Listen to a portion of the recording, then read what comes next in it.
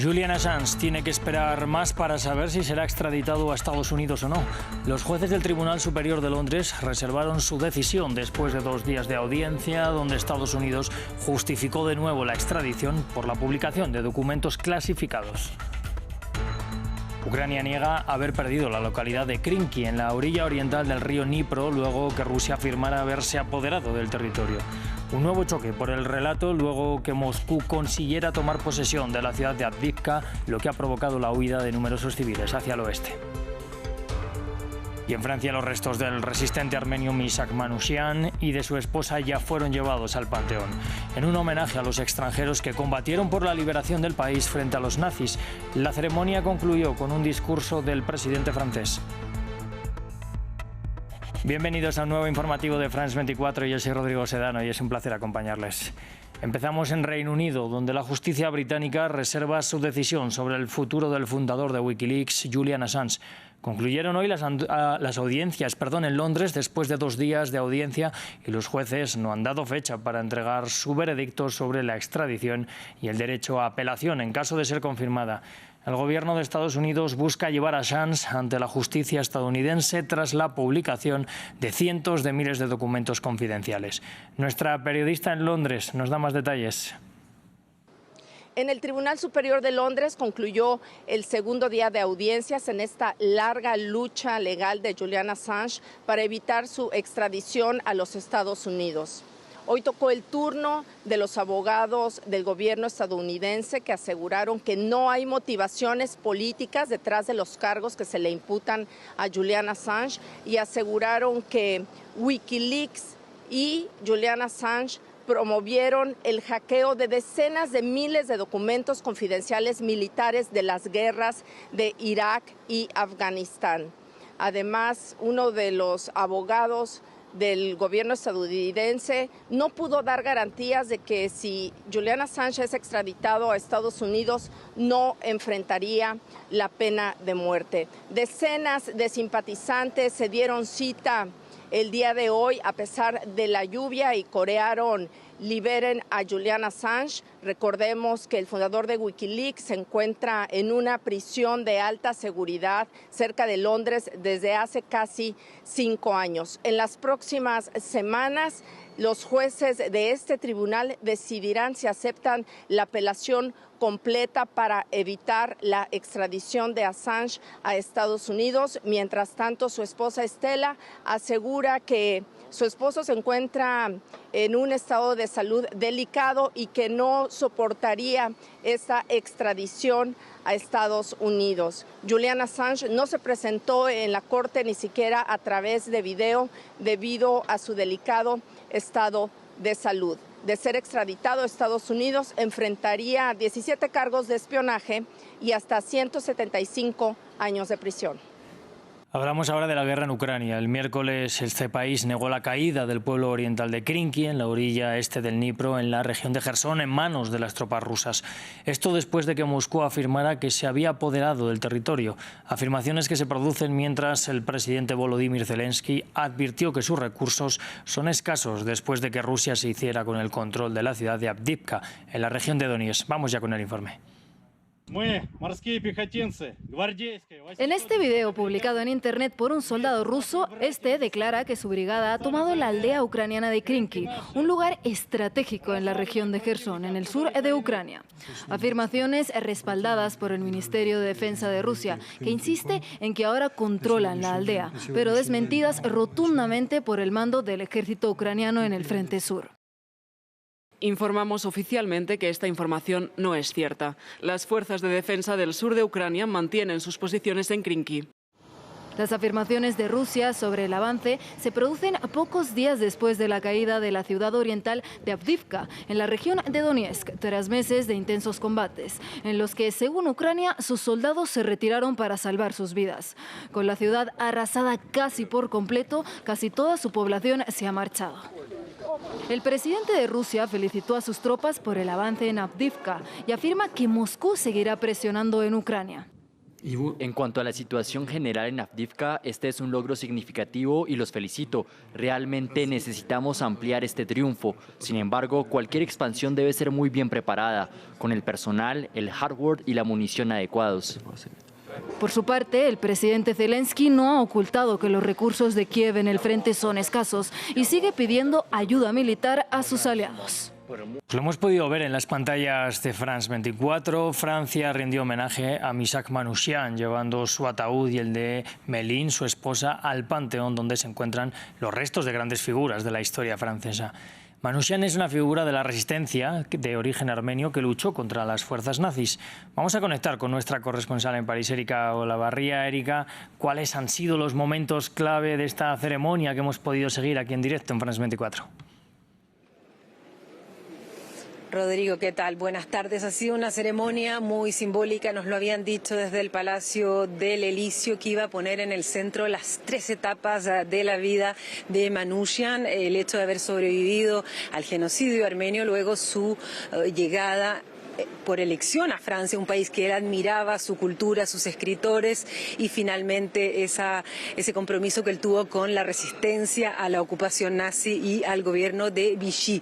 Una ceremonia donde hubo mucha música, también hubo imágenes, porque es una época en que ya hay registros visuales, con una gran presencia también de público en esta calle de Soufflot, además de los invitados oficiales entre los que se cuentan familiares de Manouchian, o también de los 23 camaradas que fallecieron con él y que lo acompañaron en esa lucha contra la ocupación. Una ceremonia que tuvo momentos simbólicos y un discurso central del presidente Emmanuel Macron. Pues Erika, precisamente por ese discurso del presidente francés quería preguntarte qué es lo que destacarías de él.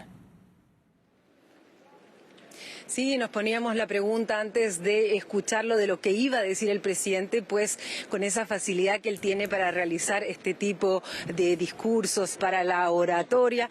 Él hizo todo un análisis, un recorrido cronológico por los grandes hitos de esta vida tan particular, y como filo conductor siempre la idea de la libertad que él representaba también. Y lo que me llamó mucho la atención, y era algo que quizás no habíamos comentado también, y es que él habló justamente de que era un europeo. Emmanuel Macron es un europeísta convencido, y justamente la imagen de Manouchian y los 23 camaradas es eso también, porque no solamente eran franceses ni armenios, sino que también italianos, españoles, judíos que venían del este de Europa y que estaban dispuestos a luchar por la libertad allí donde se viera amenazada por la extrema derecha y por el fascismo. El presidente Emmanuel Macron entonces preguntaba: ¿así vive un hombre libre? Sí, así vive, huyendo de un genocidio, así vive, eligiendo el país donde quiere, así vive amando a su esposa Méline hasta el final, así vive. Después se preguntaba: ¿así sueña un hombre libre? Porque recordemos que también los compañeros de Manouchian y su grupo llegaron al final de su lucha en contra de la ocupación a utilizar la violencia, la fuerza. Muchos militares murieron. Él dijo: sí, así sueña un hombre también tomando las armas. Y luego dijo: ¿así muere un hombre libre? ¿Así deja una huella? Se preguntaba Emmanuel Macron, y sí, así dijo, así vive un hombre libre, siendo recordado por sus actos en torno a esa libertad. También en el discurso del presidente varias referencias a esa canción, a ese poema de Luis Aragón, Los del afiche rojo, que mencionábamos también más adelante, el afiche que crearon los nazis para denunciar al grupo de Manouchian, y que musicalizó Leo Ferré también. Muchas de esas referencias estuvieron en este discurso del presidente, que finalmente le dio la bienvenida a este lugar donde descansan los grandes hombres de Francia. Pues Erika Olavarría, muchas gracias por este reporte y por haber estado con nosotros en esta programación especial durante la jornada. Nosotros seguimos actualizando la situación en la Franja de Gaza. Allí al menos 8 personas han muerto durante un ataque aéreo en Rafah durante la última noche, profundizando así la inseguridad de los gazatíes en esta ciudad del sur del enclave, uno de los últimos lugares presuntamente seguros que quedaban. El veto estadounidense a una resolución de Naciones Unidas que pedía un alto el fuego pone contra las cuerdas a 2 civiles y aumenta su desesperación. Ramiro Cueva Arberena nos cuenta más. Ya no hay sitio seguro para los civiles en Rafah. Durante la noche, un ataque aéreo en el centro de la ciudad dejó al menos 8 personas muertas. Mi hermano vivía en el primer piso, lo alquilaba y en este piso había alrededor de 9 personas, una familia entera. Solo sobrevivieron 2 personas, no encuentro a nadie, solo quedan restos, estaban durmiendo. La cena quedó como está, nadie la comió. La situación ha llevado a los habitantes a desplazarse dentro de la misma urbe, la cual alberga a más de 1 millón de gazatíes y era la última locación segura del enclave. En este contexto, el veto de Estados Unidos a una resolución sobre un alto al fuego inmediato en el Consejo de Seguridad de la ONU fue un cimbronazo para los civiles, cada vez más acorralados ante el avance del ejército de Israel. Mi opinión es que esto es un crimen y todo el mundo ha tomado parte en este crimen, así como todos los que nos apoyaron, desde árabes y musulmanes. Este no fue un acto sorprendente que Estados Unidos ha llevado a cabo, ni es la primera vez. El mundo entero tomó la decisión de cometer un genocidio contra el pueblo palestino y esta decisión aún está vigente. Si todos los pueblos libres del mundo, todos los árabes y musulmanes no toman medidas, el genocidio continuará y estas escenas no serán las últimas. Es la tercera vez que Washington bloquea un borrador de resolución, la segunda que incluye un cese al fuego inmediato. Estados Unidos también presentó un borrador en el que propone un cese de las hostilidades dependiendo de la suerte de los rehenes que aún tiene Hamás en su poder. Nos vamos hasta España. Allí cientos de agricultores y ganaderos se han tomado el centro de Madrid en protesta contra las políticas agrícolas del Gobierno y de la Unión Europea.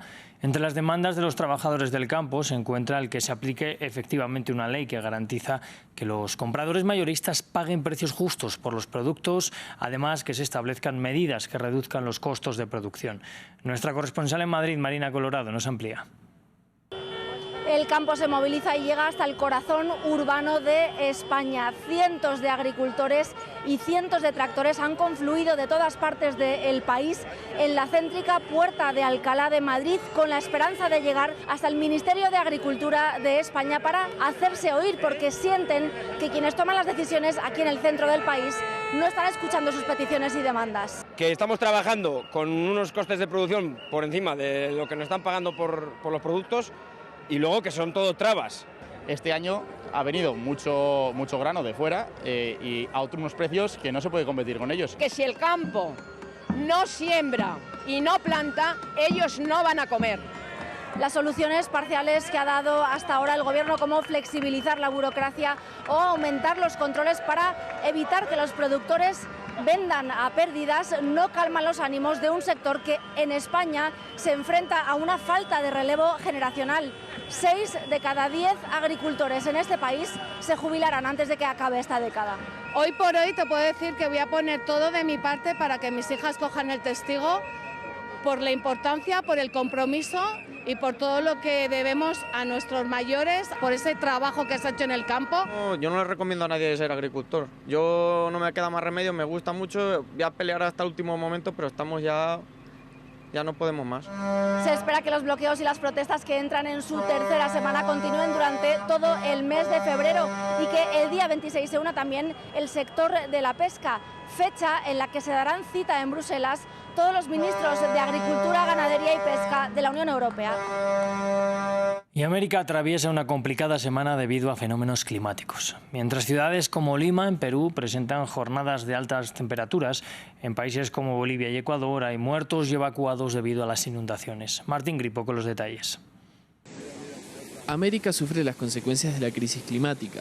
Ríos desbordados, deslizamientos de tierra y alerta máxima. En el sur del continente, las lluvias generan caos. En Bolivia, más de 30 personas murieron a causa de las tormentas e inundaciones, que persisten desde hace una semana. Mientras tanto, miles de familias debieron ser evacuadas. En Oruro, en el oeste de Bolivia, las personas fueron rescatadas de sus hogares en botes. En La Paz, la capital del país, también hay preocupación por la crecida de los ríos. Ecuador también está en alerta. Las lluvias azotaron varias zonas costeras donde hay evacuados. El día de hoy, por este problema de las inclemencias del tiempo, de esta lluvia, este sector, lo que es la urbanización Milenio, ha quedado inundada, lo que es por el agua, ¿no? Donde han recurrido a bomberos y donde se ha hecho un trabajo entre varias instituciones, como también bomberos, SAR Bolivia. La costa norte de Perú también lucha contra las inundaciones. Mientras tanto, Lima, su capital, vive días de extremo calor, con 30 grados Celsius en promedio. Según el Servicio Nacional de Meteorología e Hidrología de Perú, el fenómeno de El Niño tiene influencia directa en las condiciones climáticas extremas. No acostumbro venir a la playa, aparte que no me gusta, pero ¿qué pasa? Que ahora me he sentido prácticamente obligada a venir a la playa, porque el calor insoportable, ni los ventiladores, ni el aire acondicionado se soportan en una casa. Entonces hay que estar en un lugar donde sientas pues algo, siquiera algo de aire, ¿no? Pero igual, el sol está que quema, horrible. Más al norte, en California, Estados Unidos, tormentas eléctricas con abundante caída de granizo generaron destrozos y dejaron a unos 11.000 clientes sin energía eléctrica. El aeropuerto de Santa Bárbara fue cerrado durante un día. Sin embargo, esta tormenta fue menos grave que la de hace 2 semanas atrás, que dejó a 1 millón de hogares sin luz y 9 personas muertas. Con el informe cerramos este informativo. Sigan conectados a France 24.